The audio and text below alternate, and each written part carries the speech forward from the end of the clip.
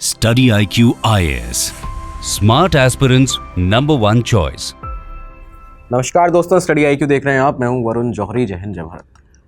आज जो कहानी आपको सुनाने वाले हैं एक ऐसा केस है जिसने पूरे देश को सन्न करके रख दिया था। ये केस हुआ 2020 में, जब दिल्ली में दंगे हो रहे थे। 2020 दिल्ली राइट्स के दौरान का ये केस था। और उन 2020 दिल्ली राइट्स में एक ऐसी तस्वीर निकल कर सामने आई थी देश के, जिसने भी उस तस्वीर को देखा वो सहम गया था। ये केस अपने आप में इसलिए भी चौंकाने वाला था क्योंकि यहाँ पे एक आईबी इंटेलिजेंस ब्यूरो के ऑफिसर का, आईबी ऑफिसर का कत्ल हुआ था। और उस कत्ल में नाम सामने आया था आम आदमी पार्टी के एक पार्षद ताहिर हुसैन का। तो आखिर क्या ये पूरा केस रहा है, आज इसके बारे में आपको बताने वाले हैं। डिटेल में चर्चा करेंगे इस पे, और साथ ही साथ ये भी बताएंगे कि 6 साल कैसे लग गए इस केस में उन 51 ज़ख्मों को इंसाफ मिलने में, अंकित शर्मा को इंसाफ मिलने में। तो शुरुआत से अंत तक इस वीडियो को देखिएगा। अपने परिवार के साथ, फैमिली फ्रेंड्स में, सर्कल में अपने शेयर कीजिएगा। कमेंट बॉक्स में जय हिंद लिखना मत भूलिएगा। और अब शुरुआत करते हैं हमारे आज के इस एपिसोड की। तो बात फरवरी 2020 के तीसरे हफ्ते की है। दिल्ली में इस दौरान में CAA NRC के जो प्रोटेस्ट थे वो लगातार चल रहे थे और माहौल जो था वो बहुत ज़्यादा तनावपूर्ण होता जा रहा था। और दिल्ली में भी स्पेसिफिक एक इलाका था नॉर्थ ईस्ट दिल्ली का। नॉर्थ ईस्ट दिल्ली में खजूरी खास, चांदबाग, करावल नगर, ये जो इलाके थे, यहाँ पे रोडों पर, गलियों में बहुत ज़्यादा दंगे की जो राइट की स्थिति थी वो बनी हुई थी। लोग एक दूसरे के ऊपर हमले कर रहे थे और इस तरह के तनाव से दिल्ली उस समय, राजधानी जो थी, वो गुजर रही थी। इसी दौरान ये जो करावल नगर का इलाका था, यहीं पर घर था अंकित शर्मा का। अंकित शर्मा एक 26 साल के व्यक्ति अपने परिवार के साथ यहीं इस इलाके में रहा करते थे। खजूरी खास, करावल नगर का जो पूरा बेल्ट है वहाँ पे अंकित शर्मा के परिवार में उनके माता पिता, उनका भाई साथ में रहा करते थे। और इस बीच में उनके पिता के बारे में बताया जाता है कि वो भी एक सरकारी नौकरी में थे। और साथ ही साथ अंकित खुद बाकायदा 26 साल की उम्र में एक बहुत अच्छे पद पर काम कर रहे थे। चाणक्यपुरी में जो IB का हेडक्वार्टर है इंटेलिजेंस ब्यूरो का, वहाँ पे सिक्योरिटी असिस्टेंट के पद पर यहाँ पे तैनात थे। साल 2017 में, यानी 3 साल पहले ही करीबन, IB में सिक्योरिटी असिस्टेंट के पद पर नौकरी लगी थी। और फैमिली बहुत ज़्यादा खुश थी क्योंकि सरकारी जॉब हो जाना, और वो भी IB के अंदर जॉब है। तो अंकित जो थे, उनका परिवार में भी और आसपास पड़ोस में भी काफ़ी ज़्यादा नाम था, लोग उन्हें जाना करते थे। अब ये जो घर था अंकित शर्मा का, ये महज 200 से 300 मीटर की दूरी पर था चांदबाग पुलिया से। अब ये चांदबाग पुलिया जो जगह है, इसके बारे में क्यों बताया जा रहा है अलग से, ये आपको आगे इस पूरे केस का, क्योंकि जो सेंटर रहा है वो ये चांदबाग पुलिया रही है। अंकित का जो घर था वो करीबन 200 से 300 मीटर की मात्र दूरी पर था चांदबाग पुलिया से। इसी इलाके के अंदर, चांदबाग पुलिया के पास ही मेन रोड पर, एक आम आदमी पार्टी के पार्षद हुआ करते थे वहाँ से, इस इलाके से, करावल नगर से। नाम था ताहिर हुसैन। ताहिर हुसैन का भी घर था यही चांदबाग पुलिया से, जो मेन रोड थी वहाँ पे। ताहिर हुसैन का करीबन 5 मंजिला इमारत, वो जो घर था, उसमें ही ऑफिस हुआ करता था। और जिस दौरान ये पूरे दंगे चल रहे थे 2020 में, नॉर्थ ईस्ट दिल्ली में राइट्स चल रहे थे, इन्वेस्टिगेशन रिपोर्ट और विटनेस स्टेटमेंट्स के मुताबिक बताया जाता है कि दंगों के दौरान ताहिर हुसैन का यही जो घर था, 5 मंजिला इमारत जो थी, वो राइटर्स के लिए, जो भी दंगाई थे, उनके लिए एक लॉन्च पैड बना हुआ था। मतलब यहाँ पे इस घर की इमारत की छत पे पत्थर, ईंटें, ग्लास की बोतल जो है, उनके अंदर पेट्रोल भर के पेट्रोल बॉम्ब बना देना, एसिड बॉम्ब बना देना। तो ये सारे जो बॉटल्स थी, ये सारी वहाँ पे स्टॉक में रखी रहती थी। और वहीं से जो सामने राइवल ग्रुप्स हैं, जो बाकी और भीड़ है, दूसरे पक्ष की, दूसरी कम्युनिटी की जो भीड़ है, तो उनके ऊपर लगातार ये बॉटल यहीं से फेंकी जाती थी। जो भी ताहिर हुसैन के आसपास के सपोर्टर, उसके लोग हुआ करते थे। तो ये बाकायदा स्टेटमेंट्स में, विटनेस स्टेटमेंट में मौजूद है। खैर, अंकित शर्मा यहाँ पे इस दौरान दंगों के बीच में लगातार अपने ऑफिस से उनका आना जाना लगा रहता था, घर पे आते थे। ऐसा ही एक दिन था 25 फरवरी 2020 का। 25 फरवरी 2020 को दरअसल शाम के 4:30 बजे अंकित अपने चाणक्यपुरी स्थित IB हेडक्वार्टर से घर पर आते हैं। खजूरी खास में, करावल नगर में जो उनका ये घर था, वहाँ पे लौटते हैं। और इस बीच में उन्होंने देखा था कि बाहर के जो हालात हैं वो बहुत ज़्यादा तनावपूर्ण हैं, बहुत ज़्यादा दंगे जो हैं, लड़ाई जो है 2 गुटों के बीच में, वो चल रही है। तो करीबन आधे घंटे के अंदर फ्रेशन अप होके यहाँ से अंकित 5 बजे का एग्जैक्ट टाइम बताया जाता है, जब अपने घर से अपने घर का ही कुछ सामान लेने के लिए, किराना कुछ लेने के लिए यहाँ पे बाहर निकलते हैं। जब ये बाहर निकले तो इन्होंने देखा कि 2 समुदाय ऐसे हैं जिनके बीच में लगातार, यानी कि हिंदू मुस्लिम समुदाय के बीच में एक ग्रुप है, उनके बीच में लगातार झड़प हो रही है और बहसबाजी चल रही है। अब अंकित जब यहाँ बाहर निकले तो इस समय दृश्य ये था कि करावल नगर में एग्जैक्ट जो एक जगह बेकरी शॉप है मेन रोड पर, उस बेकरी शॉप से चांदबाग पुलिया तक 2 ऐसे अलग अलग ग्रुप थे जहाँ पे हैवी स्टोन पेल्टिंग कहें, पत्थरबाजी कहें, ये सब चल रही थी जब ये बाहर निकले थे। और इसी को देखते हुए अंकित यहाँ पे बीच बचाव करने के लिए दोनों गुटों के बीच में यहाँ पे पहुँच जाते हैं। अब ये वो समय था जब चार्जशीट के मुताबिक, जो कोर्ट में पेपर्स हैं उनके मुताबिक बताया जाता है कि ताहिर हुसैन के मकान के बिल्कुल बाहर करीबन 20 से 25 ऐसे दंगाई थे जो कि जिनकी भीड़ थी। उनके पास में लाठी डंडे थे, तलवारें थी, चाकू थे, पत्थर थे। इन सब चीज़ों से लैस ये जो भीड़ थी 25 लोगों की, वो निकल कर आगे आती है और विटनेस डिपोजिशन के मुताबिक ताहिर हुसैन उस वक्त वहाँ मौजूद था और लगातार इन दंगाइयों को भड़का रहा था। उसने इन्हें इंस्टिगेट किया, वायलेंस करने के लिए इंस्टिगेट किया। और उसके बाद ये जो 25 लोगों की भीड़ थी, उसने ताहिर हुसैन के इंस्टिगेशन पर अंकित शर्मा को यहाँ पे घेर लिया। अंकित को बुरी तरह घेर लिया जाता है, उन्हें फोर्सफुली पकड़कर ताहिर हुसैन के घर से चांदबाग पुलिया की तरफ ले जाया जाता है। इसलिए आपको इस जगह के बारे में शुरुआत में बताया था इस एपिसोड में। तो चांदबाग पुलिया पर जब अंकित शर्मा को ले जाया गया, वहाँ पे उनके साथ में ब्रूटल उनके ऊपर अटैक किया जाता है। यानी कि आप सोचिए कि 25 लोग, अनगिनत वार, पत्थर, तलवारें, चाकू, लाठी, डंडे, हर एक वेपन से यहाँ पे असॉल्ट किया जाता है। अंकित शर्मा के ऊपर इतने घाव थे, इतनी बुरी तरह उन्हें मारा गया चांदबाग पुलिया पर कि मौका वारदात पर उनकी मौत हो जाती है। अब जब ये हत्या हो चुकी थी तो इसके बाद जो भी दंगाई थे, जो भी ये भीड़ थी, ये यही नहीं रुकी।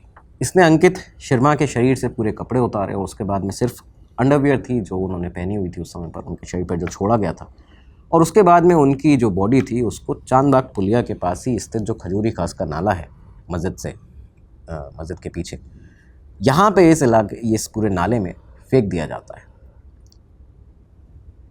ये जो पूरा इंसिडेंट हुआ, इस दौरान वो भीड़ वहाँ पे थी, उसने ये हत्या की, उसके बाद नाले में बॉडी को फेंका।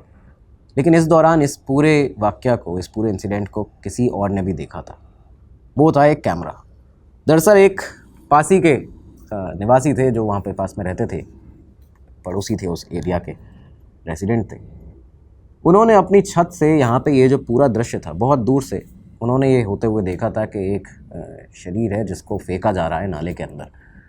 तो काफ़ी दूर से उन्होंने जूम करके अपने उस फ़ोन पर एक वीडियो रिकॉर्ड किया और ये वीडियो जो था उसमें देखा जाता था कि एक सेमी नेकेड शख्स, व्यक्ति है जिसको नाले में डाला जा रहा है।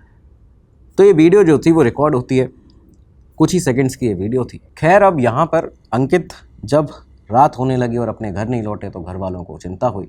घर वालों ने इस बीच में हर संभव प्रयास किया। पिता, भाई अंकित के लगातार सर्च कर रहे थे, लेकिन क्योंकि बाहर कर्फ्यू और राइट्स की स्थिति थी, दंगों की स्थिति थी, तो उतना ज़्यादा वो यहाँ वहाँ जाके देख नहीं पाए। पूरा दिन निकल जाता है, रात निकल जाती है। उसके बाद में अगला दिन आता है 26 फरवरी का, करीबन 11:41 पर दिन के।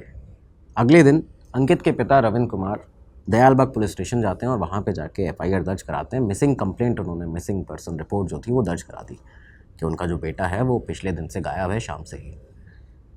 लेकिन इसके बाद रविंद्र कुमार जी के सामने एक ऐसी खबर आने वाली थी, उन्हें उनके ही पड़ोसी ने एक ऐसी बात बताई जिसने वो शायद ही कभी उस पल को भूल पाएंगे।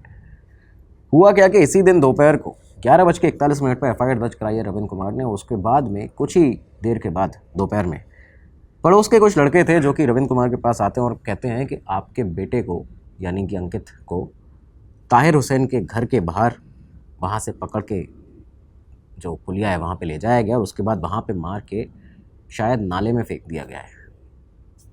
ये जब बात सुनी रविंद्र कुमार ने, तो एक तो क्या हालत हुई होगी वो आप सोच सकते हैं, समझ सकते हैं। लेकिन इसके बाद उन्होंने, जो पुलिस अथॉरिटीज़ थी, बाकी आसपास के लोग थे उनको इकट्ठा किया। पुलिस और लोकल्स जो थे जब यहाँ पे पहुँचे खजूरी खास नाले में, तो जो दृश्य था वो भयावह था। उसने ना सिर्फ उन लोगों को बल्कि जो भी वहाँ पे मौजूद थे, ना सिर्फ उनको बल्कि पूरे देश को सन्न कर दिया था। आपको भी याद होगा जब ये तस्वीर एक आई थी उस नाले से निकलते हुए हाथ की, और ये जो पूरा वाक़या हुआ था, तो जिसने भी देखा वो झंझोड़ कर रख दिया था। तो यहाँ पे अंकित शर्मा की लाश को, उनकी बॉडी को इस नाले से रिकवर किया जाता है। बॉडी पर जब निकाला गया था तब भी ये देखा जा सकता था कि बहुत ही शार्प कट है, बॉडी पे काफ़ी ज़्यादा चाकुओं के निशान हैं, मारे हुए निशान हैं, हैवी ट्रॉमा के निशान यहाँ पे दिख रहे थे। खैर बॉडी निकालने के बाद में जीटीबी हॉस्पिटल जो है, गुरु तेग बहादुर हॉस्पिटल, यहाँ भेजा जाता है और जैसे ही यहाँ डॉक्टर देखते हैं तो ब्रॉड डेड डिक्लेयर कर देते हैं। खैर अब पिता की जो एफआईआर थी, रिटन कंप्लेंट थी, उसके आधार पर पुलिस स्टेशन दयालपुर में एफआईआर दर्ज की जाती है। कंप्लेंट में जो नाम दिया था रविंद्र कुमार ने, वो दिया था ताहिर हुसैन का। ये कहा गया था कंप्लेंट में कि ताहिर हुसैन और उसके ऑफिस में, उसके घर में स्थित जो भी भीड़ थी, उसने अबडक्शन किया है, मर्डर किया है, राइटिंग की है, और ये सारे आरोप यहाँ पे लगाए गए थे। जीटीबी हॉस्पिटल में एक तरफ जहाँ पे बाकी डॉक्टर जो थे अब बॉडी का एग्जामिनेशन कर रहे थे, पोस्टमार्टम करना था, फॉरेंसिक डॉक्टर्स जो थे उन्होंने जो बताया, एक इस केस में जब नाले से जब बॉडी मिली उस समय पर लोग सन्न रह गए थे, और दूसरा इस केस की ऑटोप्सी रिपोर्ट में जो जीटीबी हॉस्पिटल के फॉरेंसिक डॉक्टर्स थे, इन्होंने जब ऑटोप्सी की, पोस्टमार्टम किया, तो इसके बाद में पता चला कि अंकित शर्मा के शरीर पे कुल 51 ज़ख्म थे। 51 ऐसे ज़ख्म जो कि कोई छोटी मोटी चोटें नहीं, बहुत ही सीवियर इंजरीज जिनको कहा जाता है। ऑटोप्सी के मुताबिक डेथ का, जो मौत का प्राइमरी कॉज था, वो शॉक और हेमरेज था। वो शॉक और हेमरेज जो कि हैवी ब्लंट फोर्स से किसी ऑब्जेक्ट के द्वारा, किसी शार्प ऑब्जेक्ट के द्वारा जब किसी के शरीर पे मारा जाता है तो उस दौरान जो एक शॉक लगता है, और वो कहाँ किस एरिया में मारा गया है, उस वजह से जो हेमरेज और शॉक पड़ता है बॉडी के ऊपर, दिमाग के ऊपर, तो उस वजह से ये जो मौत थी वो हुई थी। यहाँ बताया गया था कि जो शार्प वेपन्स हैं वो लंग्स पे, दिमाग पे, सिर पे, बहुत ही हैवी इंजरीज जो हैं उनके मार्क्स यहाँ पे मिले हैं। और जब ये आगे केस चला है तो प्रोसिक्यूशन ने कोर्ट में एक और चीज़ हाईलाइट की थी जो इस केस को और ज़्यादा भयावह बना देती है। वो ये थी कि करीबन 18 ऐसे शार्प इंजरीज़ थीं जो दर्शाती थीं, 18 ऐसी कि विक्टिम के मरने के बाद भी उसके ऊपर, वो जो 18 चोट के निशान है वो मरने के बाद उसके ऊपर वार किए गए हैं। ऐसे 18 निशान थे। असॉल्ट जो था वो मरने के बाद भी जारी रखा गया था। तो ये वो दिल्ली राइट्स जो थे, उसकी जो हिंदू मुस्लिम विवाद हुआ और ये जो दंगा हुआ, तो उसकी एक भयावह स्थिति को यहाँ पे दर्शाते हैं। ये सारी चीज़ें आगे चली। खैर केस की ग्रेविटी को समझते हुए जो जांच थी वो क्राइम ब्रांच को दी जाती है। क्राइम ब्रांच ने यहाँ पे अब तहकीकात करनी शुरू की, छानबीन करनी शुरू की। तो टेक्निकल इंटेलिजेंस का यहाँ पे एक बड़ा सपोर्ट मिला। कॉल इंटरसेप्ट किए गए कई सारे लोगों के, एफएसएल रिपोर्ट को देखा गया, फॉरेंसिक साइंस लैब की रिपोर्ट को देखा गया। आई विटनेसेस काफ़ी ज़्यादा थे तो उनकी टेस्टिमनीज़ लेते रहे क्राइम ब्रांच। लेकिन इस पूरे केस में, इन्वेस्टिगेशन में, इसकी एक ऐसा इंसिडेंट रहा जिसने तस्वीर क्लियर कर दी कि आखिर असल में कौन गुनहगार है। ताहिर हुसैन का जो नाम आया वो आखिर कैसे आया। तो इन्वेस्टिगेशन का एक क्रूशियल ट्विस्ट ये था कि स्पेशल सेल दरअसल उस समय पर फ़ोन इंटरसेप्ट कर रही थी एक लोकल क्रिमिनल का। उसका नाम था मूसा, मतलब अलियास मूसा उसका नाम था। तो मूसा जो था, इसका फ़ोन सर्विलांस पर था। इसके फ़ोन की कन्वर्सेशन में एक सलमान अलियास हसीन, ये जो शख्स था, इसका नाम सामने आया। पुलिस ने अब सलमान का जब फ़ोन ट्रेक करना शुरू किया, उसकी जब कॉल रिकॉर्डिंग सुनी, उसकी कॉल्स को सुनने पर स्पेशल सेल के सामने आता है कि सलमान किसी से बात करते में, शायद अपने परिवार में ही वो अपने भाई से और अपनी भाभी से बात कर रहा था। और जब उसने बताया कि बहुत ही प्राउडली उसने ये कहा एक सेंटेंस कि हमने एक को गोद दिया है, हमने एक को गोद दिया। ये जो सेंटेंस था जब यहाँ पे सुना गया और उसके बाद बाकी डिटेल में बहुत प्राउडली सलमान ने पूरा वाक़या सुनाया, तो स्पेशल सेल की टीम, क्राइम ब्रांच की टीम ये समझ चुकी थी कि ये कहीं ना कहीं अंकित शर्मा की ही बात हो रही है। सलमान का फ़ोन क्योंकि ट्रेस था, पता लगाया गया, सलमान को पकड़ा जाता है। इसके बाद उसकी इंटरोगेशन होती है, उससे पूछताछ होती है और उसमें भी कई सारी जानकारियाँ जो थी वो निकलती गई। अच्छा, इस बीच में सीसीटीवी कैमरास जो थे, अब क्योंकि पुलिस क्राइम ब्रांच जो थी वो उनको भी लगातार देख रही थी, तो सीसीटीवी कैमरास को देखकर भी एक चीज़ समझ में आई यहाँ पुलिस को कि कई सारे कैमरा तो ऐसे थे जिनको या तो डैमेज कर दिया गया था या कवर कर दिया गया था इस पूरे इलाके के अंदर। बाकी ऐसे थे जिनका एंगल इस तरह सेट किया गया था कि जो मेन जगह है जहाँ पे ये दंगाई हमला कर रहे हैं वो जगह उसमें दिखे ही ना। तो ये सब कुछ इस तरह का लग रहा था कि पहले से प्री प्लान्ड इन लोगों ने यहाँ पे सारी चीज़ें की हैं। ये सब बातें कोर्ट में जाके इस केस के अंदर जो जजमेंट आया है उसमें बहुत ज़्यादा अहम रोल प्ले करती हैं। अच्छा, इस बीच में अब ताहिर हुसैन का नाम किस तरह सामने आया, क्योंकि एफआईआर में तो नाम पहले ही रविंद्र कुमार ने, अंकित शर्मा के पिता ने दिया ही था। ताहिर का जब नाम सामने आने लगा तो आम आदमी पार्टी ने सीधा अपना कनेक्शन जो था वो ताहिर से सब ख़त्म कर लिया। ताहिर हुसैन को अपनी पार्टी से सस्पेंड कर दिया आम आदमी पार्टी के द्वारा। अरविंद केजरीवाल और बाकी जो स्पोक्स पर्सन आम आदमी पार्टी के मनीष सिसोदिया वगैरह सभी लोग सामने आके ये बताने लगते हैं कि हमारा कोई संबंध नहीं है। इनफैक्ट अभी भी जब ये केस दोबारा उठा है तब भी यही बयान जो है आम आदमी पार्टी से सामने आ रहा है। तो यहाँ पे ताहिर हुसैन को पार्टी से आम आदमी पार्टी ने निकाला। उसके बाद में ताहिर हुसैन ने यहाँ मीडिया के सामने आके उल्टा ही बयान देना शुरू कर दिया। ताहिर का कहना था कि वो खुद उस दिन, जिस दिन ये वाक़या हुआ है, ये वारदात हुई है, उस दिन वो खुद पुलिस को उसने 6 बार कॉल किए हैं। वो लगातार पुलिस से मदद मांग रहा था कि क्या सिचुएशन यहाँ पे है उस शाम को, तो इस वजह से वो लगातार पुलिस को कॉल कर रहा था। लेकिन क्राइम ब्रांच की टीम यहाँ जब ताहिर हुसैन के घर गई, उसकी घर की तहकीकात तलाशी ली गई, तो वहाँ पे जो पत्थर, जो ईंटें, ग्लास की बॉटल्स, ये चार्जशीट में दाखिल है। ब्लड स्टेन्ड क्लोथ्स वहाँ पे मिले, कपड़े ऐसे जिन पे खून लगा हुआ था, वेपन रिकवर किए गए और एक पिस्टल थी, साथ में 100 जिंदा कारतूस थे, लेकिन कुछ कारतूस वहाँ पे गायब थे। इनके बारे में जब ताहिर हुसैन से पूछा गया तो उसके पास में कोई सेटिस्फैक्ट्री एक्सप्लेनेशन नहीं था, कुछ प्रॉपर जवाब उसके पास में नहीं था। और यहीं से इसके बाद में 16 मार्च आ जाती है, जब 2020 16 मार्च को ताहिर हुसैन को मेन एक्यूज़ के तौर पर यहाँ पे फॉर्मल कस्टडी में ले लिया जाता है। ताहिर हुसैन की गिरफ्तारी के करीबन 3 महीने के बाद जून 2020 में क्राइम ब्रांच ने करकरडूमा अदालत में दिल्ली के अंदर चार्जशीट अपनी दायर की। चार्जशीट दाखिल की जाती, करीबन 650 पन्नों की चार्जशीट थी। 11 लोगों के इसमें नाम थे। ताहिर हुसैन का नाम सबसे ऊपर था, उसके बाद सलमान, समीर खान, साबिर, नाजिम, कासिम, जावेद, अनस, गुलफाम, शोएब आलम और एक और प्रोक्लेम्ड ऑफेंडर था एक मुंतजिम अलियास मूसा, जिसके बारे में हमने आपको बताया। तो ये इसका ही फ़ोन जो था वो दिल्ली स्पेशल सेल की टीम जो थी वो ट्रैक कर रही थी। उसके बाद में ही सलमान की वो कन्वर्सेशन सुनाई दी है। तो ये जो मूसा था, इसको भी बाद में तेलंगाना से जाके पकड़ लिया गया, अरेस्ट कर दिया गया था। पुलिस ने अपनी उस पूरी चार्जशीट में ये बताया था कि दरअसल ये एक डीप रूटेड कॉन्स्पिरेसी है, ये प्री प्लान कॉन्स्पिरेसी है और अंकित शर्मा का जो कत्ल किया गया है वो रैंडमली नहीं किया गया है, उन्हें टारगेट किया गया। देखा गया कि ये एक फैमिलियर फेस है इलाके का, आईबी का अफसर है, हिंदू है, और इस वजह से यहाँ पे स्पेसिफिकली अंकित शर्मा को टारगेट करके यहाँ पे ब्रूटली मारा गया है। तो ये बात यहाँ चार्जशीट में दायर की गई थी। अच्छा, जो वीडियो रिकॉर्डिंग थी उसमें ये साफ देखा जा सकता था, हमने आपको बताया कि जब ये नाले में बॉडी को फेंका गया था तब एक शख्स वीडियो बना रहा था। तो उस वीडियो रिकॉर्डिंग में दूर से वो जो पिक्सल क्योंकि बहुत ज़्यादा ख़राब थे, उसे देखा गया तो पता चला कि वो जो बाउंड्री है वहाँ से बिल्कुल सटाकर शरीर को नीचे फेंका गया है।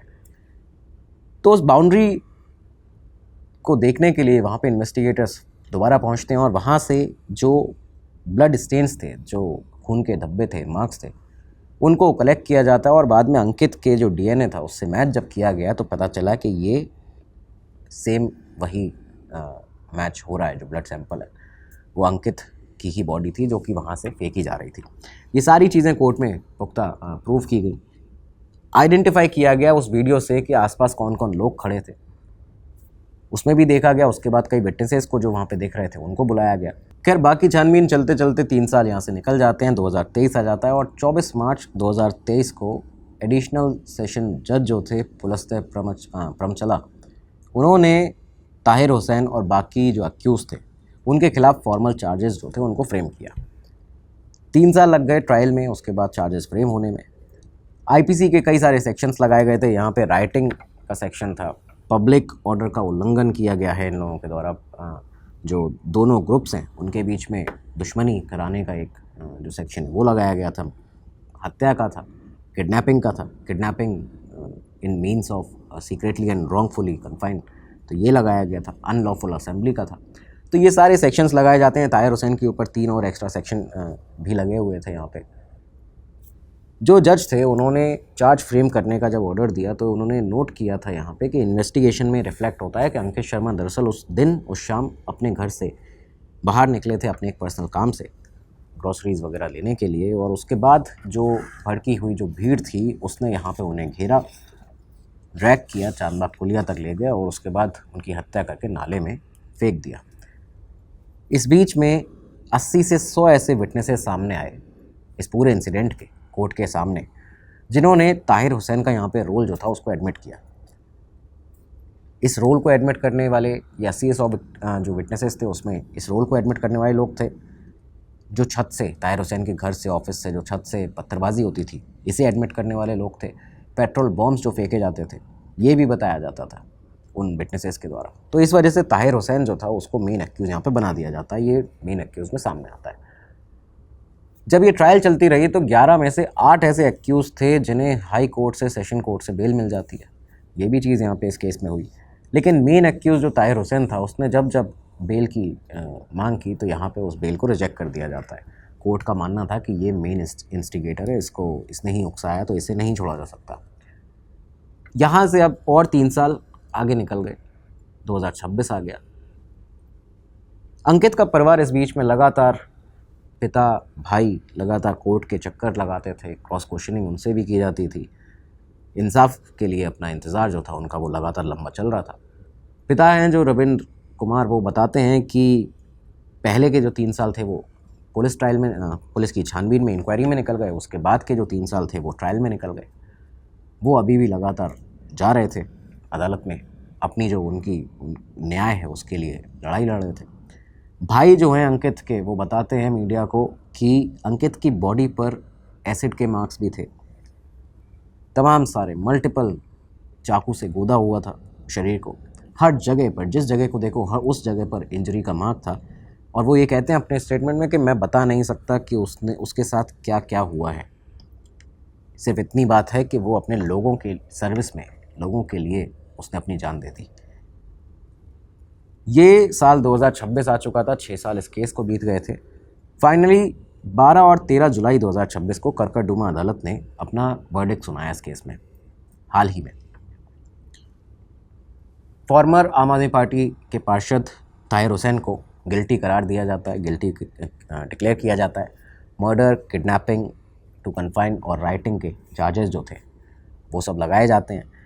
अनलॉफुल असेंबली, बाकी जो प्रमोटिंग एनिमिटी, ये सब जो चार्जेस थे वो भी प्रूव होते हैं। साथ ही साथ ताहिर हुसैन के अलावा नाजिम, कासिम, जावेद और अनस, इन लोगों को भी कन्विक्ट किया जाता है अंकित शर्मा मर्डर केस में। और बाकी जो 6 एक्यूज़ थे जो कि पहले भी बेल पे बाहर थे, उन लोगों को, उनको पूरी तरह से इनसफिशिएंट एविडेंस होने की वजह से उन्हें बरी कर दिया जाता है।